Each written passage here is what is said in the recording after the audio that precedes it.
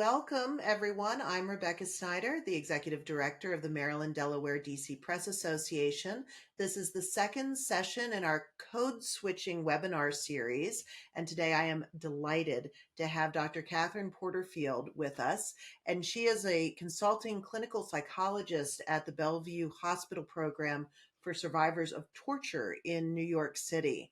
So she's going to be talking with us today about how to interview or how to not only interview, but to understand what survivors of trauma have been through and how that can work, how you can manage that through your interviewing and journalism skills.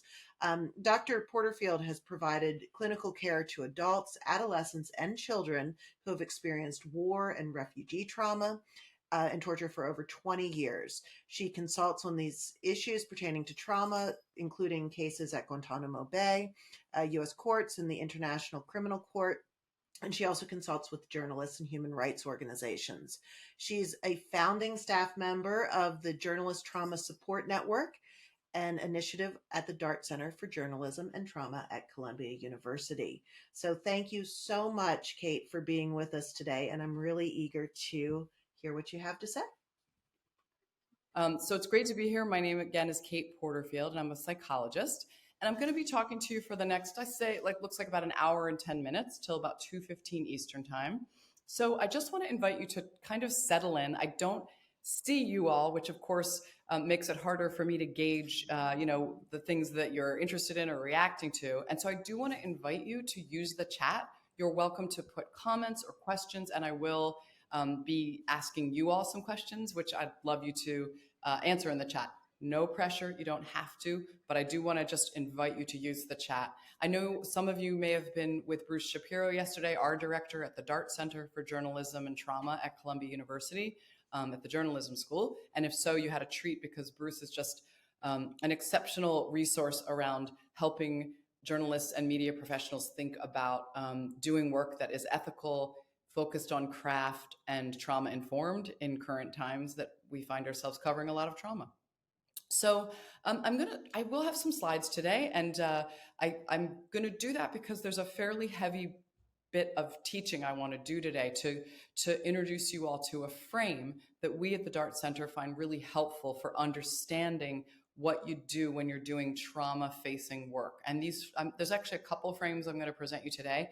And my invitation to you is to really listen to these frames and imagine them as active tools that you'll use, because these are not just theoretical. I've been working for 25 years with survivors of really serious and severe trauma across war zones, refugee situations, as well as in prisons where I spend a lot of time now working. And then I also work with journalists. And what I've learned in this work and through DART's engagements with you all is that journalists really handle a lot of trauma in lots of versions of media, meaning print, photography, audio, those of you doing podcasts, on-air stuff, editors. You all face stories that turn towards pain often and turn towards human suffering. And so when you're doing that, which is something I do in my field as a clinical psychologist, you actually want to have tools and awareness about what's happening in front of me that's actually related to the trauma or the suffering that this person might have endured. So I'm going to share with you a couple frames that I find really useful and that we really endorse at DART. And so you see that the title is Trauma-Informed Interviewing. I will be talking about interviewing specifically, but I'll also talk a bit about sort of more broadly trauma-facing work. So to start, I just want to, go ahead, Rebecca, have some agreements that we make together as we're here in this space together. The first agreement is really simply that this is a learning space. I'll be doing a lot of talking, but also sharing. As I said, you're welcome to share things in the chat. So please just do so in a way that is respectful and recognizing that we are in, as much as we can, a confidential space, even though we're not together. I also just want to acknowledge that we recognize our own histories here, and that as I talk about trauma, I don't anticipate using a lot of hard examples, but I might use some, and we don't know what each other's backgrounds are. So just take care of yourself. If you want to break, if you want to step away. I also like to invite people to just recognize that is possible, and that if you have a feeling, it actually doesn't mean you have to leave. It's pretty normal to have feelings when talking about the hard coverage that you journalists find yourselves doing these days. I also just want to invite you to recognize that we're in a certain kind of space of privilege just by nature of being professionals right now talking about trauma, and that means we might not understand.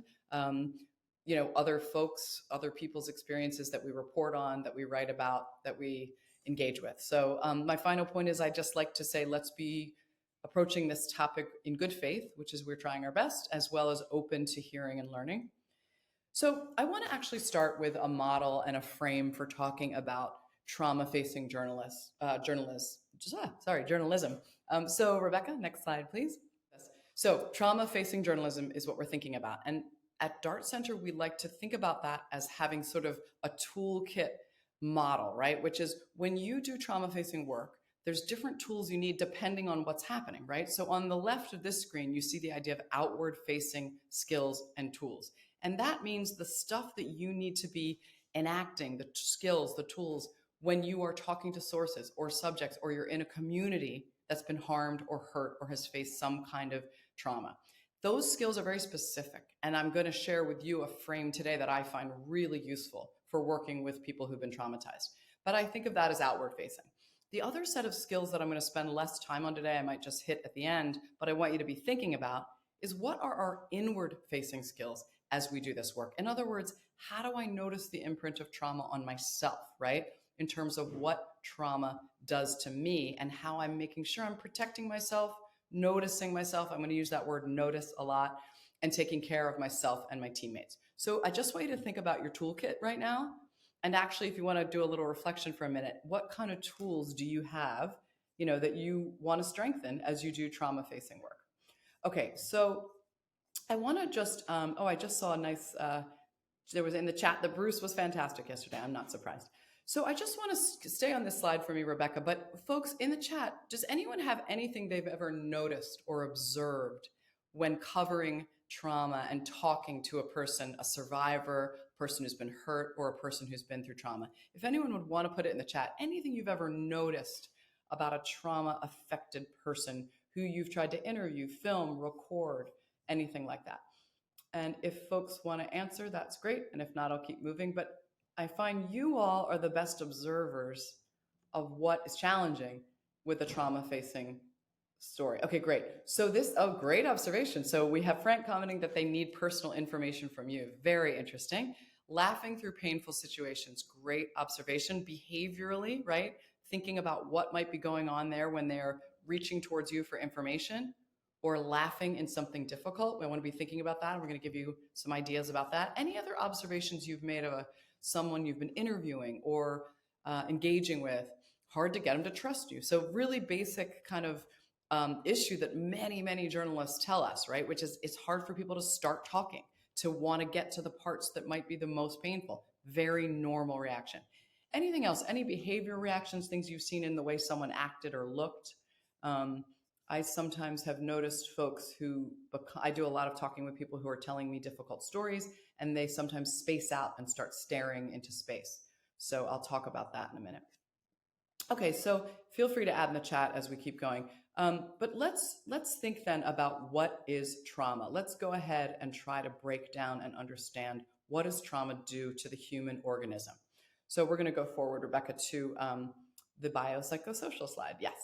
So I'm going to use this idea with you of biopsychosocial, and I'm going to, again, invite you to pay attention and think about these constructs because they're very useful once you're sitting with someone. I sit with folks all the time who are telling me very hard stories, and I actively use the biopsychosocial frame to assess what's happening with them. So let me break that down a minute. So first of all, we humans are biopsychosocial beings. What does that mean?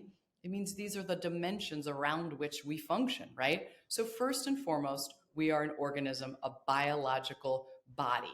We are mammals and we are wired to survive. And what that means is this organism of yours that's carrying you around and that got you to sit here for this webinar today, this body is actually designed to handle situations in which you might be under threat. And what it does is it takes control when something threatening happens to you. And in a minute, I'm actually going to spend a few minutes on what does the body do under trauma, because what we also know is that traumatic reaction in the body leaves an imprint, and it comes back later for folks when they're recounting trauma, describing trauma, talking to you about what happened, or maybe even hearing an audio of themselves telling about a trauma. In other words, there's a lot of things that can sometimes trigger, probably heard that word, trigger that body survival reaction. So we're going to break that down so we become experts. Now, we're also psychological beings. We have a brain up here and a mind. And what that means is that we are also wired to make meaning. Humans are always telling themselves a story. I don't need to tell you journalists that, right? And the story we tell ourselves is highly linked to what the experience was like for us. And so trauma stories for people tend to be very negativistic. Of course, they've been painful, right? But they're also often meaning making that is quite self attacking. They can be very loaded with shame, guilt, humiliation. And so you, the very well meaning, careful journalist, might not realize, but that you might be moving towards a part of someone's story that actually puts a lot of humiliation and shame into their meaning making. John in his chat says, hard to get them to trust me, right? That's in part a reaction that folks have after they've been harmed to the feeling that these feelings are going to come back again. Feelings of shame, feelings of degradation, feelings of fear. So what does that mean? It leads us to that third part of being humans, which is we are social beings and we are wired for attachment. We need each other. And actually, we biologically need each other. Humans' brains don't develop without touch, nurturance, communication, mutuality. That's what we know about infants. But in adulthood, we also need social connection.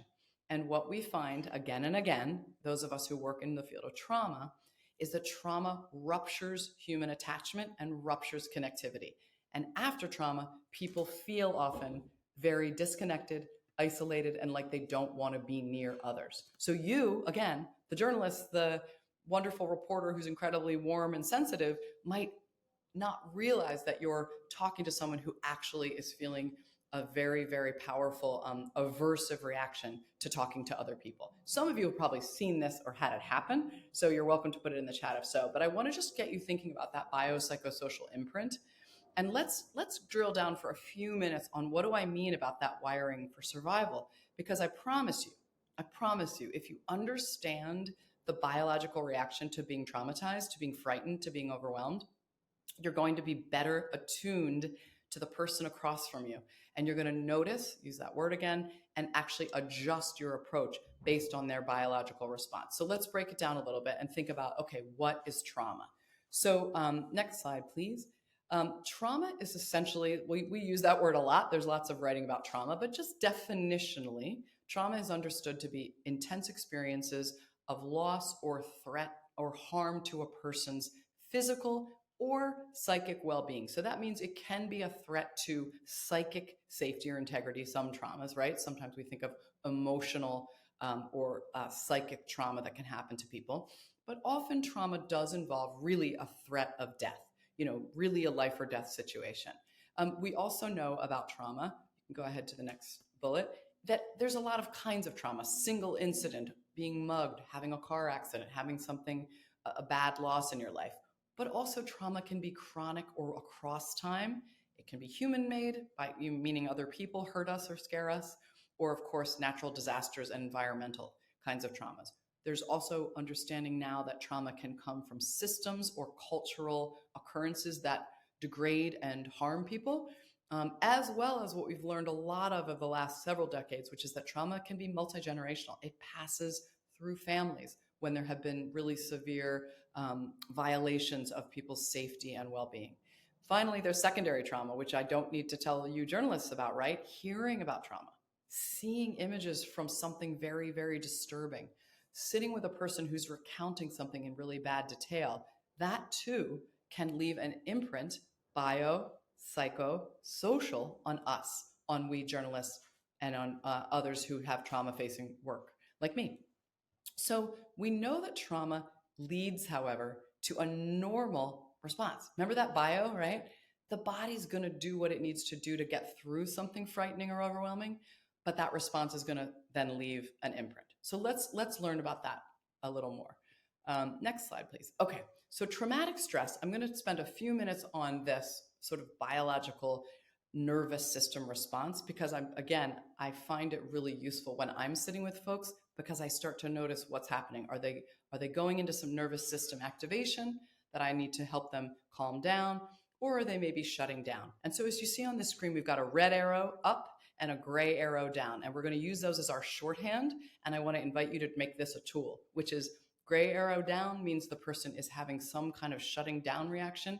That's sometimes linked to our parasympathetic nervous system, which I'll give you a little example of. But we also really see a lot in survivors activation, or what we call uproar. And that is their sympathetic nervous system activating that survival response in a way that's really effective, but very uncomfortable. So before I go to the next slide and example, I just want to say the coping that you need during something that's activated your nervous system is not normal coping anymore. In other words, normal coping is whatever you had to do to get yourself onto this call today at 1 o'clock or whatever time zone you're in, right? You had to organize, you had to put something else to the side, you had to try to get where you needed to be. That's normal coping. That involves your brain and the front of your brain, planning, decision making, etc.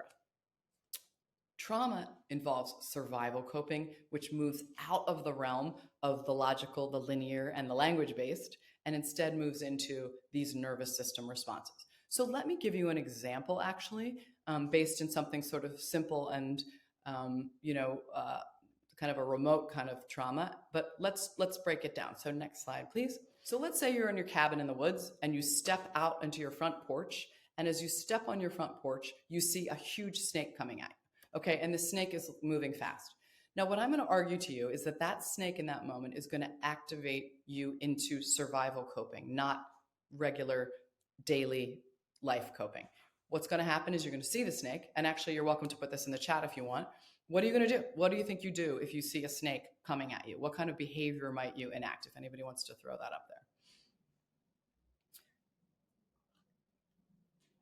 So I'm keep very good. And I love it. Scream. So I love that we have two people emphasizing screaming, which, by the way, screaming, involuntary response. Screaming is actually coming out of your nervous system and giving you a sort of burst, which is actually survival based, right? Because what would screaming do? It would maybe bring help, right? But Anne also says run. So we also know that the activation of the nervous system is going to include fight or flight, which is getting away. So we have a comment here, stepping back in the house and closing the door. Absolutely, that's escape, fight or flight. The only thing is, if the snake's coming really fast at you, probably wouldn't step, you'd probably run. So what we're thinking about right now is that that nervous system is going to activate to do what you need to do to survive. So Rebecca, I don't know if you can get to the next slide. It's actually a picture. It's before this, but it's fine if we're on this one now. There we go. This is the guy with the snake. So you see this guy and he's running from the snake on the right-hand side. And that means what? That red arrow activation is happening that's making his nervous system help him survive. And what it's doing is it's sending him chemicals that are going to make him able to do the things you just said: scream, run, move. Those chemicals, they're called neurochemicals, and they're called neuroendocrine excretions, which are hormones. They're going to make him be able to run. What do you need to run? Anybody want to throw it in the chat? You need a couple basic things to happen in your body to run or hit the snake with like a chair or something. Anybody know what you need to have happen in your body? You got to have, I'm just giving you a chance on chat, but I'm happy to. You're going to need heart pumping, right? Your heart's got to get blood into your extremities. You're going to need oxygenation. You're going to need your lungs to breathe more shallowly and more rapidly. So what that means is your body is going to do the wiring to get you out of the situation of danger. So this guy's activation is going to happen, and it's going to get him to survive the snake. Why does any of this matter? Because think about the folks you've covered, the stories you've told where it wasn't a snake, but fill in the blanks, right? Fill in the trauma that you may have seen. And again, you guys are welcome to share in the chat.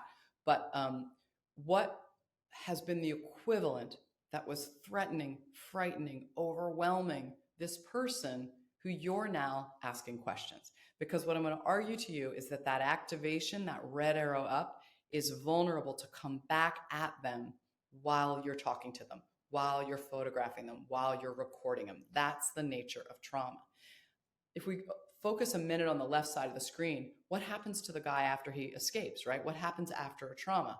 Well, what we know is that that parasympathetic, the other part of the nervous system, also is very, very powerful and realizes, I've got to get you now rested from what just happened to you. So actually, after you escape a trauma or get through a trauma, or if a trauma is ongoing and you can't escape it, which I'm going to talk about in a second, your parasympathetic nervous system takes charge and starts doing what? Gray arrow down. You start being deactivated. You need rest. The person might fall on the ground. They might start exclaiming or crying. Now the body is moving into a different kind of survival mechanism, no longer needing activation. Here's what's important to journalists. You might see this gray arrow down reaction when someone's talking about a trauma. Why? Because it might have been the thing that actually got activated very powerfully during the trauma too. So if we could go to the next slide, Rebecca, we're going to see this red arrow sympathetic nervous system activation on the right and what it does to us. It helps us to focus, makes our pupils dilate, pumps that heart, gets those lungs going. But what it also does is, and it also inhibits gastrointestinal activity, which seems sort of specific, but it's something really important to understand about somebody who might have been through something frightening, is that their GI system might have clenched and held, but then in that next phase, parasympathetic on the left of the screen, gray arrow down, right? The gastrointestinal system needs to release. They might lose control of their bladder. They might lose control of their bowels. Why is that important? Because again, journalists, you're talking to someone, you're asking them about something very frightening that happened. They then remember or have a sort of sensory feeling about that happened to them after, that they lost control. Now remember, biopsychosocial, what might get evoked for that person as you ask about, what happened after the soldiers were in your village, and they remember that part of it.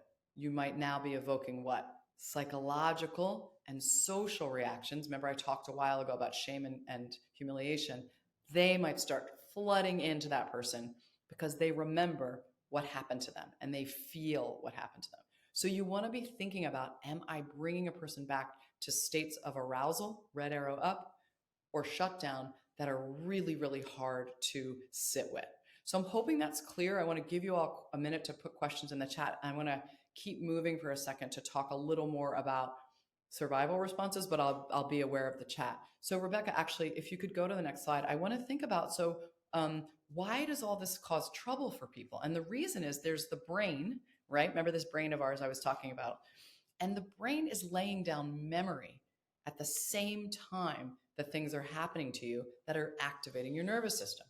And what it means, if you can hit the return, Rebecca, is that the brain's memory is laying down the memory, the brain's memory systems are laying down the memory in the state it came into your body. So if you were being frightened in a moment and activated, see that red arrow, the brain's going to lay the memory down connected to that fear response. If you were shut down and disconnected, the brain is also going to link that memory to that state of dissociation, which I'll talk about in a minute. That means these things come back when we remember. And that's actually the core problem in post-traumatic stress disorder. So if you've heard about PTSD, what I've essentially been doing right now is sort of teaching you the principle behind PTSD. And if you could just go to the next slide, I'm going to just remind you that PTSD, I know it's not your job to diagnose people, but PTSD is essentially a condition in which the memory of bad events brings about the reliving or the re-experiencing. So when you're, and by the way, if you remember the beginning of this talk, I talked about outward facing, right? I'm talking a lot about subjects and sources right now, but how about you, right? You also, journalists lay down memories of what's happened and what they've been encountering and seeing. And so you all too can lay down memories in a way that might be either activated, red arrow, or shut down, or here's the tricky part, both. And in fact, what we see in folks with post-traumatic stress is that memories of trauma can activate them. As you see on the circle here on the screen, you have that the fear reaction gets linked to that trauma memory. And then if you kind of move to the right in that circle, the memories trigger that reaction. And then, this is really important, folks try to avoid memories. Whatever is coming at them and making them have that activation, they try to stop it. And so I've had a lot of journalists say to me, you know what, I had a great first interview with this person. They really told me a lot. It was very emotional. And then I texted and tried to set up more time to talk. This could be in a more in-depth piece you might be writing. And they're ghosting me. They're not answering. Or they ended the interview and walked away. Chances are that person, if they were talking about something traumatic, was really trying to shut down some kind of reaction, either activation or even trying to shut down the shutdown. So I just want to share the next slide, which kind of explains PTSD, but I'm not going to go through all these symptoms because two things I want to make sure you know.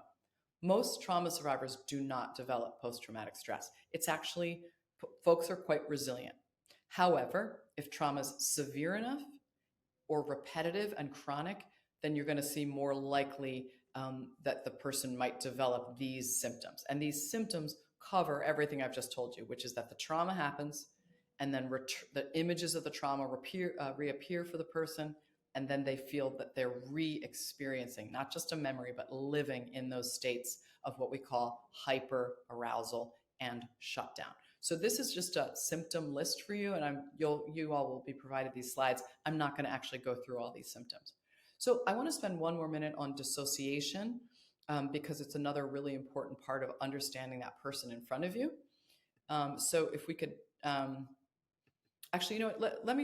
Let's do this first. So go ahead. You can hit one more enter there, Rebecca. The trauma and stress reactions, then let's go back to our biopsychosocial, right? They can reside in our body, as you see on this list. Take a look. Those symptoms can reside in our meaning making, as you see here under psychological, making people feel sad, anxious, full of dread. And please don't forget that bottom one on the middle column, self-attack, very frequent in trauma survivors. And also in our social selves, making people isolate, making people stay away. So we want to try to understand that people might be carrying these imprints, and when you're interviewing them, you might be triggering. So let's move on a second because I want to get to some interview strategies. But Rebecca, if you could actually go to the next slide. We are reminding you, then DART, we do a lot of research on this, that people are resilient. These are some studies that looked at rates of trauma. And you see in Australia, Norway, and a cross-country US sample, found pretty high rates, right? Folks having 57, 70 to 75% exposure, meaning they've suffered some kind of trauma, but their prevalence of PTSD was 12%, quite low compared to, how many people suffer trauma. And I share this with you because remember, you all are resilient too. Journalists tell us a lot that yes, I had a hard time after that story. It really got to me. It was really tough. I couldn't sleep for a while, felt kind of down. But most of you recover and return to your sort of baseline, especially if you have support and places that you feel that you can recharge and re-energize yourself. So I just want to give one more resilience pitch there. Okay, so let's spend a minute on dissociation, and then I do want to give you all a chance to ask questions before I share a frame for interviewing. So if the trauma is not one shot, not a car accident, not a mugging, not a snake chasing you, what happens? Well, what we know is that in fact, then people are vulnerable to what's called dissociation. And dissociation is the brain essentially doing another amazing survival thing, which is it's helping the person escape when there is no other escape. And it's a really powerful idea if you think about it. This happens, and again, I'm not going to use specific examples, but it happens for folks who have suffered sexual assault, chronic child abuse, torture, that the brain starts to disconnect for longer periods during the trauma in order to help them not feel the pain, the sensory experience of what's happening, and the kind of horror or disgust. It's pretty amazing if you think about it, because what it is it's literally chemicals that are basically opioids that get released into the body to decrease and disconnect pain and sensory feeling, as well as consciousness. And that's a really important point. And if you could just stay on it a minute, I want you all to think about this. People who dissociate become sort of disconnected from their mental processes during the event, but this is important, they don't lose consciousness usually. This is not the same as fainting, which is a different kind of trauma reaction. This is staying awake, but there is a rupture. Why do I tell you this? Because if you are talking with someone who has suffered dissociation during trauma, and the dissociation kind of comes back up while talking to you, you might see that they don't remember as well, or that their story suddenly seems fragmented or off. And actually, if we could go to the next slide, I've shared here a couple signs with you. People will start to seem spacey, like they're staring into space, or they kind of can't track what you're saying. They might ask you to repeat. They might shift like their um, tense they speak in, moving from past to present. They might say something to you like, "This feels like a movie when I remember it. It was like I was in a movie during that." So those can mean, I've also had folks like rub their head or have pain suddenly. It's not like there's one way someone shows they've dissociated, but again, being trauma informed journalists, you want to be able to watch for this, because if you do see someone who goes into states of dissociation, they're very uncomfortable. And it means you want to shift what you're doing. I will often recommend, and I'm going to give you a frame in a minute for interviewing, but just in terms of dissociation, I recommend you pause and say to the person, "You doing okay? I feel like this has been a hard part of the conversation." You don't want to say to someone, "You're dissociating." You don't know that. But if you're seeing these kinds of shifts, you can just say, maybe you want to take a minute, you want to walk around the block, get a glass of water. I know that you're in different contexts depending on the work you're doing. Some journalists tell me that if they know they're going into a rough um, kind of interview, they might have some mints in their pocket and offer the person a mint. Um, Offering cold water definitely can be helpful, but I do recommend that if you see someone shifting their tracking of you in a severe way, you think about shifting your approach in the interview. So I want to give you all a minute. I know I just covered a lot, and I hope you're all still with me. But I want to ask sort of if anyone wants to, throw a question in the chat or an example, or you have anything you want me to clarify, because what I want to do now is share with you a model for how you approach an interview in which you're going to talk about trauma. But I'm going to give you all a minute. Yep, there's our slide. Thank you, Rebecca. Any questions, thoughts, examples?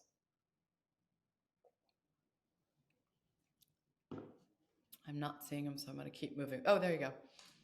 Oh, great. So, very good concrete example. You ask if they're okay, and they say no. So, in a minute, I'm going to talk about a frame, that will directly address this, Frank. But I really recommend that if they say no, you find a way to say, "I'm hearing that. I hear that, and let's shift. Let's find a way to make this be okay or better or something." And I'm going to give you kind of a specific tool for that called reflecting back. But yes, I mean, I don't know if you've had that happen, Frank, but and you're welcome to throw the example in the chat. But yeah, if you ask for the feedback and they're not okay, you do need to find a way to shift your approach. Some journalists have talked with us about, are there ever resources you would give someone? Again, this really depends on the kind of piece you're doing. Are you doing a longer engagement with someone, or are you moving into a story that's quite fast? Whether there are resources you would know that you would recommend to a person. Again, like, you know, going to the emergency room, or a mental health clinic, or even a website you have found that talks about, emergency first aid, psychological first aid.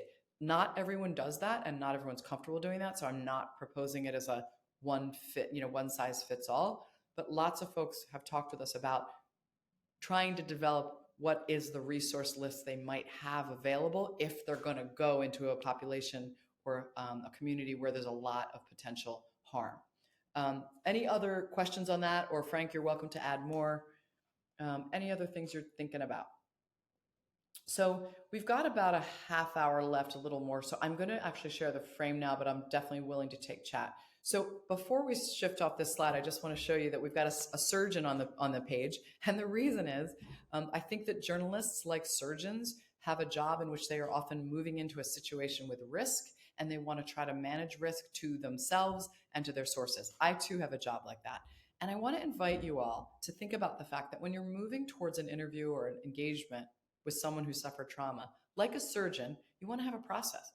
A surgeon doesn't just pull into the parking lot of the hospital and jump out of their car and grab a scalpel in the operating room and start working on someone's knee, right? A surgeon has a very careful pre, during, and post process that she uses to get ready, to understand what she's about to face, and to try to be mitigating risk ahead of time, right? What do surgeons do? They wash up, they sterilize, they check what knee am I working on here? How bad is this injury? And then when they're in surgery, like you all, they might not be emotionally engaging with what they're seeing, right? Surgeons aren't usually saying, "Oh my gosh, blood, I can't handle it." You all are very good at handling a hard situation and telling a story in the moment, right? Recording, writing, getting information. That's your professional craft. So the idea is not that in the moment you have to be feeling and doing a lot of reacting. I think a lot of journalists would say, "I never do that in the field. I'm really in the field with journalist brain." We got that. It's kind of like surgeon brain. But, and here's an important but, after you do a hard story, after you have just talked to someone who has had something very terrible happening, we know the kind of stuff you all have are covering: school shootings, really difficult COVID situations, racial violence, police violence, community violence. All of these kinds of stories are painful, or they can be. So when you step out of the story, we want you to also be thinking like that surgeon: how do I clean up, take care of myself, get rest? And a lot of journalists just keep pushing through. We know that about you, because also we know that then you got to file, you got to get that piece in. But I really like the surgeon metaphor for trauma facing work, and I want to invite you to think about it. So, what I want to actually, though, spend time now for a few more minutes is if you could just go ahead. Actually, Rebecca, we're going to go to 2 slides ahead, so you can proceed. Yes, stop right there.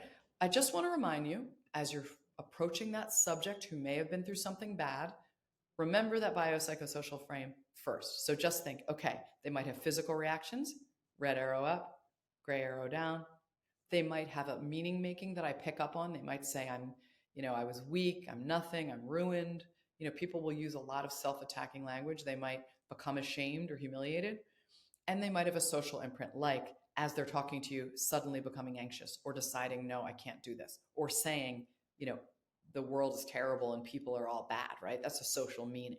So just be looking for that. Again, I'm not trying to get you to become therapists, but journalists who are aware of this, first of all, you're going to tell more rich stories, but also you're going to be on the lookout more for signs the person's struggling, and you're going to be more aware of your own reaction. So the reason I really like the biopsychosocial model is that it's an active tool. It's not just theoretical. Okay, so let's talk now, though, about our frame. So I'm going to introduce a frame to you. And the first component of this frame is what we're going to call safety. And it sounds really simple. You can go ahead, Rebecca, and hit the return. But safety is actually the first place we recommend you assess that person in front of you, the first way you recommend. And what I'm going to break this down a little more, but safety is essentially trying to make sure that as they begin the engagement with you, they are feeling safe enough to do so, meaning the conditions around them are okay and emotionally they can proceed. And again, this is a little different than consent. I know you all know how to get consent, but safety can really be as simple as, and I'm going to break this down in a minute, but it can really be as simple as just asking some questions of them about, is this an okay time to talk? Is this an okay place to talk, etc. I'll share a few more examples. The next point on the frame, I'm going to do these quickly and then break them down, is control. And again, you all do this naturally. Those of you who have been, journalists for a while, especially, you want to try to give a source or subject control throughout an interview. And I'm going to break that down in a minute too. But you want to be doing that. Why? Because what's trauma? Go all the way back to the beginning of my talk today, if you were with us. Trauma is an experience of loss of control and a bodily reaction that you had no ability to stop. So when you go back to trauma verbally, you want to be trying to help them feel a sense of control and a sense of agency, which I'll give you a couple examples of how. The next component is reflecting back. And reflecting back is very much a concrete tool, as it sounds, which is telling the person what you hear them saying. But I'm going to argue to you in a minute that reflecting back is also a tool that will help a person be more willing often to open up. And I'll explain that in a minute. Finally, you want to use closure, which is you want to find a way as you wrap up your engagement, whether it's just a quick scrum interview even, or a longer piece you've been working on for a while with someone. How do you finish with them? How do you put closure on it in a way that might help contain some of what's happened if trauma returned? So let me take you through that now. Each of these, again, I'm going to be fairly short on this, and I know I'm giving you a lot of material. I hope it's useful. These are really, to me, applicable tools. They're not theoretical. So I'm hoping it's making you think about that next piece you're doing or something you did in the past with a story. So if we could go to the next slide, Rebecca, we want to be thinking first about safety. What is safety in an interview? Again, I really recommend that you start with the physical space and safety. Some journalists say, well, what about a phone call or even a Zoom? I always start with this, by the way, and I've been doing this for about 25 years in prisons and all around the world. I always start with, how are you doing with the way we're sitting? Is this okay? If it's the phone, I'll say, are you in a space right now where you can talk a second? Do you have a little privacy? Do you want more? Just acknowledging I am moving into your life right now. What are you safe? What condition is that are you in to do this? Very concrete and also often can be very effective. I've done this sometimes with folks in prison where I'll say, we're stuck in a room together, right? And I might say, I don't know if they'll let me switch chairs, but are you comfortable in that chair? Sometimes I can, sometimes I can't. You'd be surprised how the gesture is actually received from folks, which is they start to feel seen. Okay, I often recommend too anticipating as part of safety, which is this is what I was hoping we could do today. I wanted to talk a little bit about what happened in 2019. Would that be okay? And you move towards permission. So you're flagging what you're doing and you're front loading the topic as well as asking if that's okay. Now, I think it was so Frank brought up like, what if you say, "Are you okay?" and they say no. What if you say a topic like, "Hey, I wanted to hear about what happened when you got arrested. Would that be okay?" And they say no. Well, that's important information, right? If they're not going to want to do it, you don't want to pull it out of them. And I know part of journalism is that incredible dance of getting information that is really sometimes hard to get. But I think to not to put too fine a point on it, but to do trauma informed work, you want to make sure the person is safely engaging with you with real consent. So I really recommend that you kind of anticipate what you're going to do and then actually front load with them also your boundaries. So another way I'll recommend this to journalists is to just sort of remind them. So I was just going to explain to you a minute, I'm going to be interviewing you today and then I'll be filing this piece tomorrow about what happened here in your community. And then so thanks for being willing to help me understand. You're basically just reminding them that this is a journalism piece. I just was working with a woman does long form journalism in Europe, and she was talking about pretty intense pieces she does, including she did a piece with some folk with a man who was moving towards dying. He had a terminal illness, and she said, I was in his house a lot. It was very personal, it was very intimate. It was with his family. She said, but I always had my notepad, and she said I did that because I wanted to remind them that I was telling a story, that I was not their family member. And, she got an incredible amount of detail that was quite intimate and quite beautiful from this family. But and I wouldn't say, but I'd say, and it's probably, I think, in part because she made clear who she was from the start and she kept that boundary. So again, if you're having any boundary questions, throw them in the chat. That's often a big one for journalists as you figure out how to navigate boundaries. So safety is our first component though, right? Enhancing safety, checking in on safety, using anticipation to make sure the person's consenting in a real way. Okay, the next piece was what? Control. And again, they're kind of close, safety and control, but I want to invite you, and again, throw them in the chat if you want, if you have examples of this. What are the ways you do this, right? Because you all know how to do this. I'm just kind of surfacing some of the stuff that you probably already do. But control is really about first making sure that you've already made sure of safety, let's say, right? But you want to elicit their goals. Now, again, I know in a scrum right after some event, you're not going to have time to say, like, what are your goals telling me about this, accident that's happened? That's not realistic. But if you are going to talk to someone for a little bit longer, you can say, what do you want to let me know about what happened? Now, again, if it's a witness interview of like something that was seen, it's a little less of a kind of vulnerable topic, right, for that person.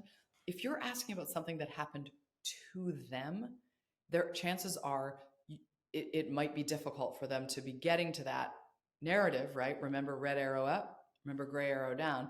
So you want to be saying, what do you want to tell me? You want to be giving them control of the topic.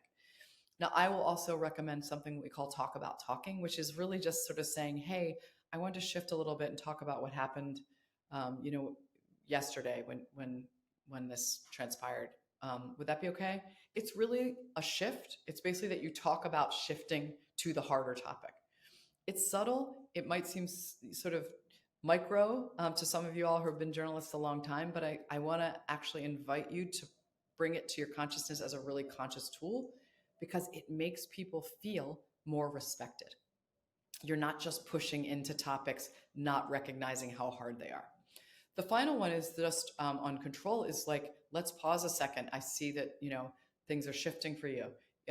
You doing okay? As Frank said, you ask, you doing okay right now? And they say no. So what do you do? Well, let's go to the next slide and talk about reflecting back, because reflecting back is a really concrete way that you can help a person see that you are hearing what they're saying and you're adapting. So the next bullet point, please, if we could, Rebecca. Reflecting back is a very concrete tool. It's literally making sure you say back to someone what they've said. So, for instance, this is great. I love your question, Frank, and I love that I'm talking to Maryland, D.C. journalists. Of course, that I'm sorry I didn't use that as an example. I'm going to get there, I think. Um, so, Rebecca, if you can, we have another bullet point. I'm wondering if it's stuck for some reason. There you go. Reflecting back is really simple. But it's actually quite it's a quite artful skill to do well. Basically, with reflecting back, you're saying, I just want to make sure I've heard you. You were just, can I tell you what I heard you saying? Because you were talking about when the police came and you said it was incredibly frightening, using their words. So you don't say scary if they said frightening. You don't say horrible if they say disgusting. You use their actual words. Now, again, you're journalists, you might be recording, you might be writing, so you might think I'm getting it already. But what reflecting back is not that. Reflecting back is a way for the person to hear that you have met them where they are and you're taking their story at true, literal, granular face value. With survivors, again, think about trauma. Sometimes their memory might be ruptured, sometimes they might be feeling embarrassed. And so when you can actually pause and just say, hey, I just want to make sure I heard you. You said that was really hard to talk about. Just pause after that, and people will often say more. It's not you analyzing and saying, gosh, no wonder that was hard. It was very humiliating. Nope. It's really just a granular reflection back. And inviting you to try it, I think you'll see it's quite effective for helping people open up and also just feel heard. By the way, it works on spouses, significant others, and kids too. I also recommend doing this sometimes with emotion. If a person starts crying in an interview, I do a lot of evoking of bad stories. I will just say, I see you're crying. Pause. Now, again, some of you might think, I wouldn't say that. I'm not a shrink. It's really not necessarily a therapeutic thing to say to someone, I see you're crying as you're talking about this. It's just a recognition that actually will often make a person say a little more. So I want to underscore that reflecting back is not a therapeutic idea. It's a communication idea based in just saying what you hear. So I want to talk about Frank's question, but and I also would love if anybody else wants to give an answer to Frank's question and give feedback because it's such a nuanced one. But first, I'm going to talk about closure, and then we'll take questions. Closure is what it sounds like, and again, it might seem to you like, yeah, I know closure. From a trauma-informed perspective, closure is actually very specific. It has to do with recognizing that as you're about to end this conversation, you may have opened up psychosocial reactions, right? You may have opened up shame. You may have opened up a feeling of embarrassment and isolation. You may have made someone's heart start beating. I recently just had to talk to somebody about something that I was distressed about, but that was difficult, and my stomach started clenching while I was talking to them. And I immediately wanted to end the conversation. I did not enjoy that sensation. So with closure, what you're trying to do is find a way to say, hey, I thought we'd finish up in the next couple minutes. I just want to tell you what I'll be doing next. Now you're shifting that we're moving away from this stuff, but you're also giving them a chance. And you might want to say, is there anything else I haven't understood today or that you really want me to know? And then again, with a longer engagement, not a quick, man on the street, person on the street interview, you could say, how'd you feel about this today? Was the conversation okay for you? These are not therapeutic interventions. They're ways to make sure that your communication was clear and was safe enough that now you're going to be finishing up. If they say, I feel really upset, and you want to be able to build in, okay, what are you doing next? Like what do you have next? I'm telling you these suggestions again, recognizing that not every interview, not every community conversation you have has this much time to it. But if you're doing longer pieces, you might find that you want to know, hey, you going back to work now? Are you heading back home? You've really been incredibly helpful today, and the information you gave is really important to me understanding. So I just want to thank you. So closure does not have to be a big, long thing, but it's a way to close up, thank them, obviously, and then also do a little bit of clarifying about maybe what the content, what you're going to do with it, right? Because you're not going to always use everybody's stories or everything in it. And some journalists like to find a way to wrap up and say, I'll be writing about this next week. I'm not sure whether I'll talk about your specific story, but I really thank you for sharing it. Some journalists like to do that to kind of prevent that bad feeling you get when you don't use the person in the piece and they're kind of sad about it or mad about it. Okay, I want to shift just a minute now to just sort of a little bit of discussion if you all have some. I want to think about Frank's question. Um, any any responses to Frank? Okay, wait, we have another comment here. People who are persuaded, yeah, yeah, yeah. So, I mean, both of these questions are actually really, they're in the same vein, right? And I do want to, I'm going to say something, but I really want you all to be the experts on this because I think you are. I think that the idea of hearing somebody in a journalistic way, it's not different from the way I have to hear people, right? In a clinical way, which is I have to sort of hear things sometimes that are wildly distorted or that are not true or that are offensive. And so, one of the things I try to do when I'm using the biopsychosocial frame is think about what is the person telling me? How are they, like, what part of this story am I hearing right now? Now, I'm not going to try to pretend that I understand the things you're hearing, for instance, about the insurrection. But let's say someone is saying something really, positive about it or whatever, and that's not your agree, you don't agree with that. It's a great time to use reflection back, which is just say, so I just want to make sure I heard you. These events, for you, you said they were, use their words, whatever, amazing, brilliant, great, whatever they say. Anything else I'm not understanding? Now, then the question becomes, you've just reflected back what they said, right? Now, you're not obviously sharing your opinion. So, my question for you, Frank, and maybe throw it into the chat again if you don't mind, is the problem more like managing your own reaction? Because that actually is a different problem, right? I'm sure you can get that information from the person, but is the thing you're struggling with, like, what do you do with your own reaction to the fact that this thing they might be describing is something you don't agree with? I'm hearing this sort of the same question here from SD, which is like, they're talking about something that you fundamentally disagree with, or maybe it's actually offensive. I'm assuming, not saying that, but what I would recommend is really just a pause and a reflection back without, without engaging, right? And the importance to, yeah. So, I mean, it's a really important question though, balancing their false views with reality, because, yeah. So those are two different problems, right? So SD is saying balancing their false views with reality, and I think this could be a very, vigorous conversation among you journalists, I think, right? Because I think a lot of you would say you don't really counter false views with reality. If if you're getting that as a story, you just try to get the information and keep moving. So I don't know if you've had that happen. Talking back now to, it just says S or SD there. So I don't know if you've ever tried to counter, but what I would tell you is once you're in the realm of countering, it is really a different kind of conversation than receiving information from somebody. And by the way, what's interesting about your example is that they might be getting distressed talking about this, right? If you think COVID is coming from a microchip process, and you think that the last election was truly, stolen, there's going to be emotion behind that. And so for you all, I think the challenge is moves into Frank's next comment he's put here, which is how do you handle your reaction to something you strongly either disagree with or are distressed by yourself as a topic? Yeah, and I think that's right. I mean, Frank, I think it's true that expressing sympathy is hard. I actually don't think sympathy is quite what you need to do here with something like that. Look, a lot of journalists tell us, what do you do when you're talking to someone who's lost a family member in a shooting or to police violence or to COVID, right? And I've actually had journalists really go back and forth on whether you say, I'm sorry, right? And some folks have said, yeah, I will say, I'm so sorry for what you've been through. And I've had other journalists say, I don't exactly feel comfortable doing that. I might not say that. And I think that's quite personal. I will tell you that I think that kind of expression is a fairly standard, acceptable thing in human contact.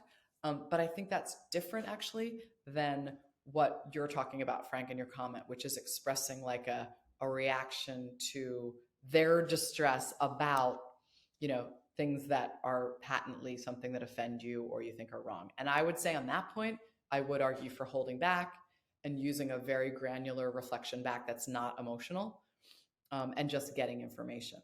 I don't know if this is helpful because I wish we could talk more on this chat. I mean, verbally. Do you want to add more, because I'm happy to hear more from you all or anybody else on these ideas. How do you handle folks' distress or their emotions when it's coming out of something that you actually feel you have your own reactions to or your own feelings about? So I want to give folks a minute and just see if there's any other questions on this topic of the frame. And so I'm just giving you all a minute there.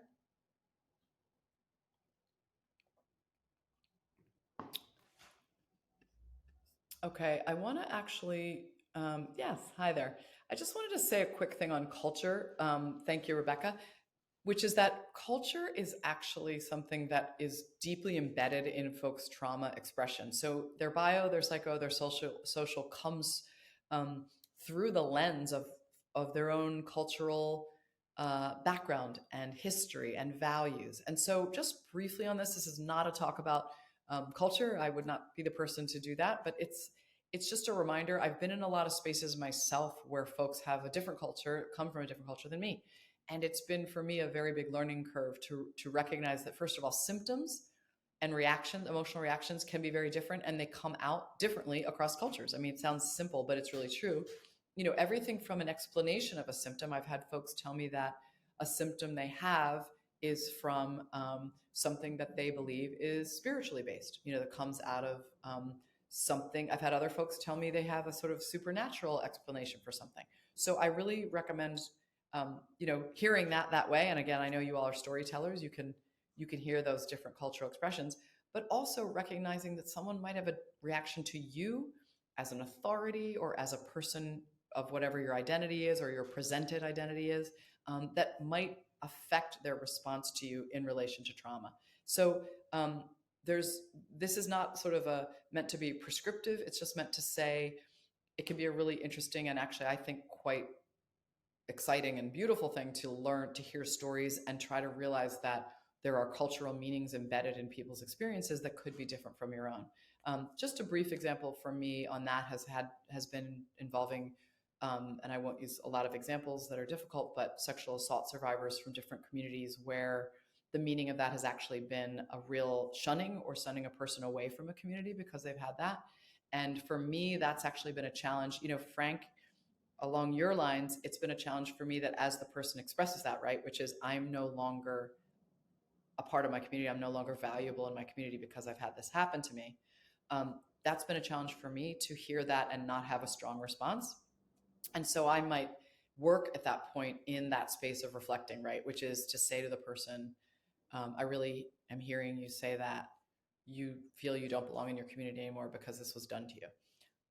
It's really challenging. So I want to invite you to be noticing culture as you're hearing people's stories and realizing that culture might really shape how they experience what happened to them, as well as how they talk about it to you, given who you might be. Just a little point there.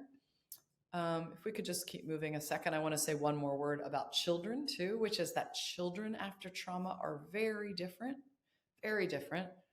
They have different capacities. They do not necessarily, depending how old they are, have the abstract reasoning that an adult might, that would allow them to make meaning of what's happened, right? Good or bad. I've seen children whose meanings around something that happened in their community are very, very different than what the adults in the community think, including everything from blaming themselves, the children, to feeling that this is going to repeat even if they're in a safe place. So this is just another specific point, but children who come out of war zones, for instance, or disaster zones, they can be in a safe place, a new community. Maybe they're resettled from a hurricane or resettled from war, and they will actually be very preoccupied that it's going to happen again. Something the adults know is not going to happen, right? So what does this mean? It means that children can be more easily triggered into that body feeling of fear and unease after trauma.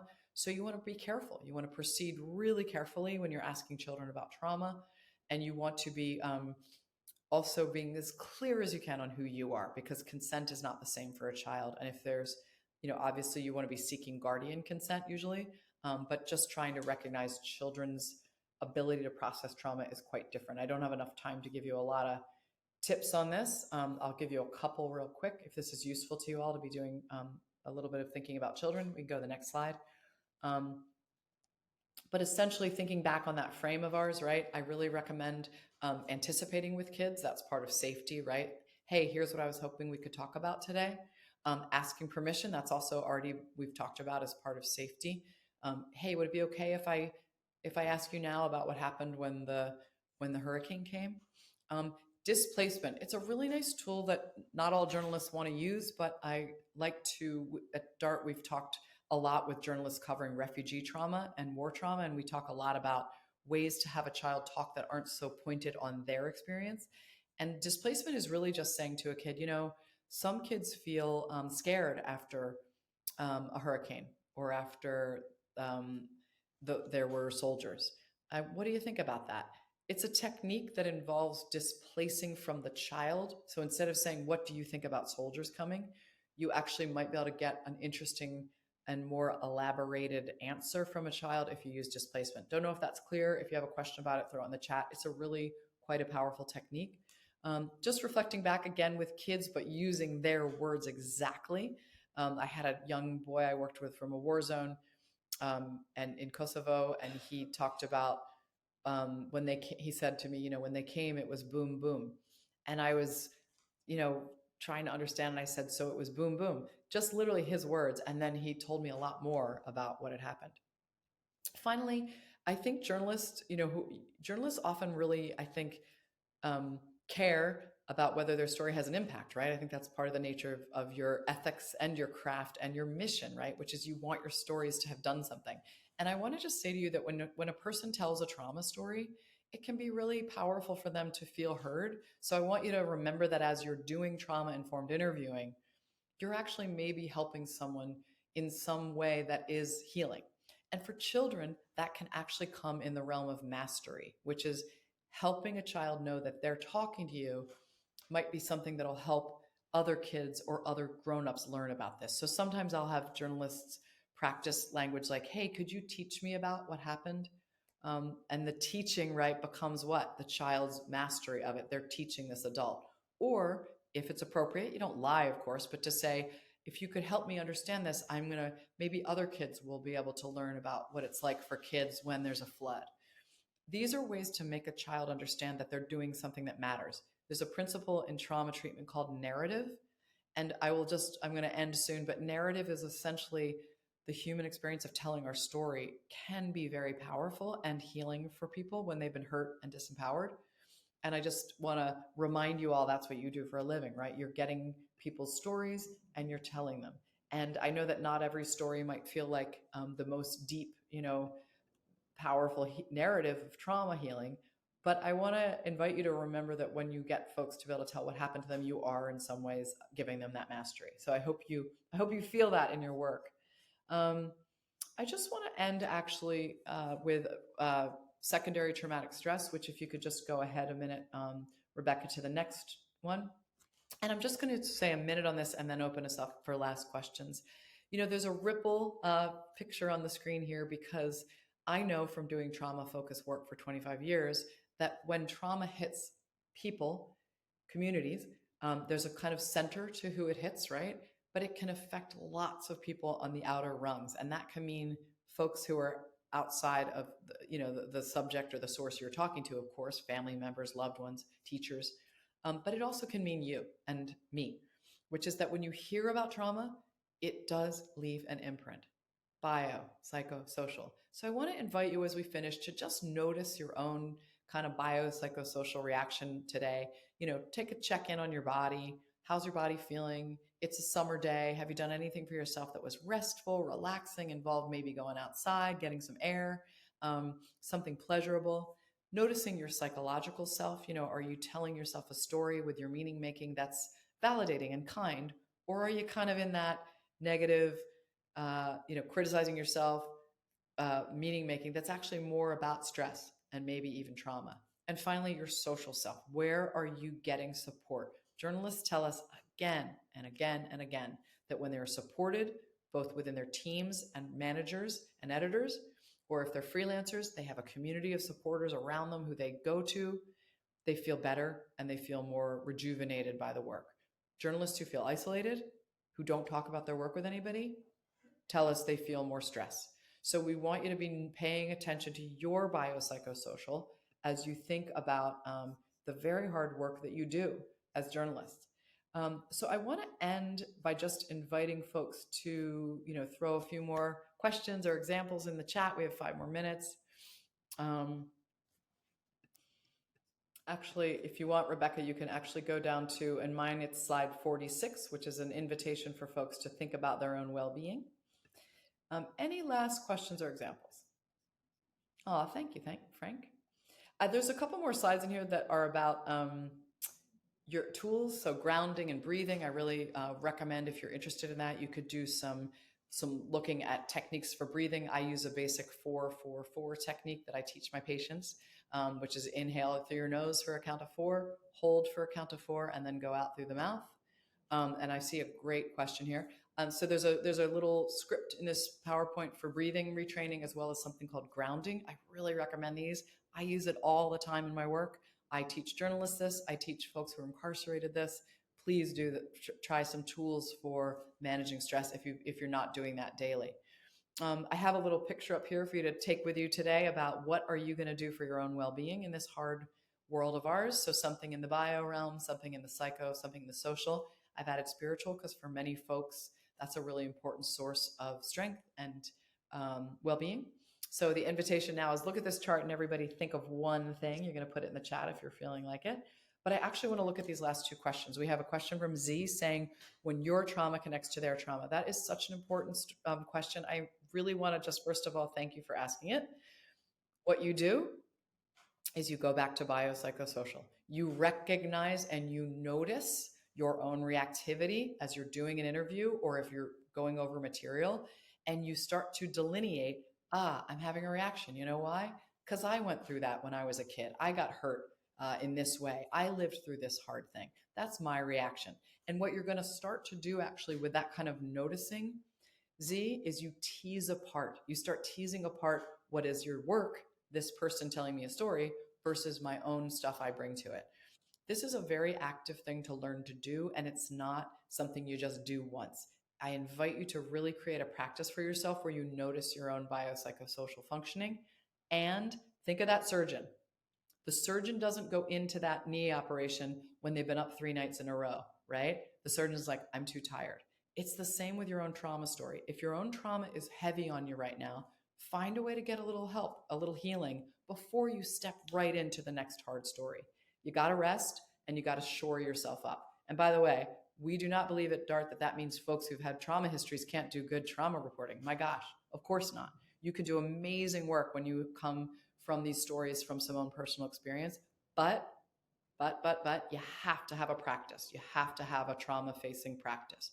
So I want to invite you to really keep thinking about that question. Thank you so much for adding it. And the final bit that I see here is Elia's question, what about post-interview? Yeah, to make sure the interview is not transactional. I mean, that is a really important question.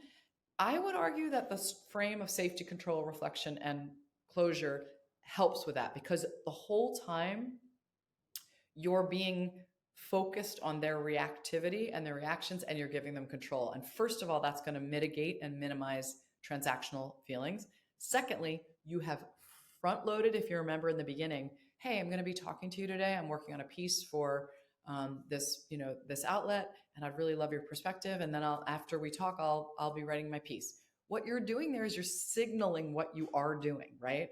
Which actually makes people feel more in control. And it makes them understand, right, this is an interview, And if they then say, you know what, no, I don't want to be in the paper, or I don't want to be on the radio, or, fine. You'd rather have that, wouldn't you? Don't you want a no? I know journalists are like, no, I never want to know. But I'm going to argue, you do want to know, meaning a no, if the person actually doesn't want to do it. Because if they don't want to do it and they do it, the interview, you're going to then have a runoff from that. You're going to have a reaction from the person. So it's really hard, Ilya. I don't know if it's Ilya or Elia, and if you have a tip you use, I really recommend that in that closure, you also really say, I just want to thank you. You really helped me understand what happened here, and I'm going to be taking this into my work as I try to write about it.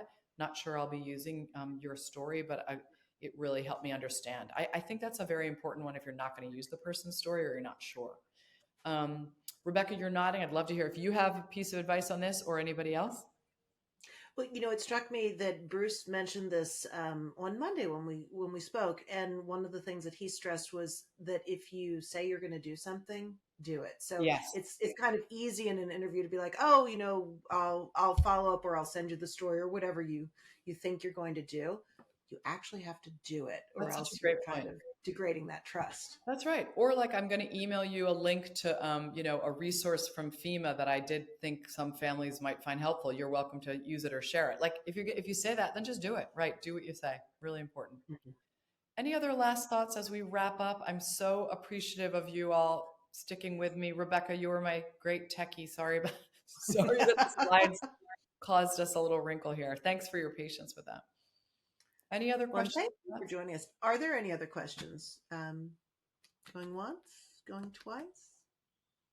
Kate, it was so wonderful to talk with you, and I learned so much. I think it was a terrific um, presentation, and we'll make sure to send the deck out to our participants. And I know there was so much information presented in a short amount of time, so we'll also send the link to the recording to our participants so you can refer back to it. And I hope that this helps people as they report in to with survivors of trauma. Thank And you so I much. think it's Yeah, also important to just recognize there's trauma sort of everywhere. You don't always need a war torn country that's right. to see these effects, and it affects people differently. So I think these are really useful tools that people can take out in their reporting. So thank you. Appreciate it. Appreciate you all. Good luck with your work and thanks for what you do to tell stories.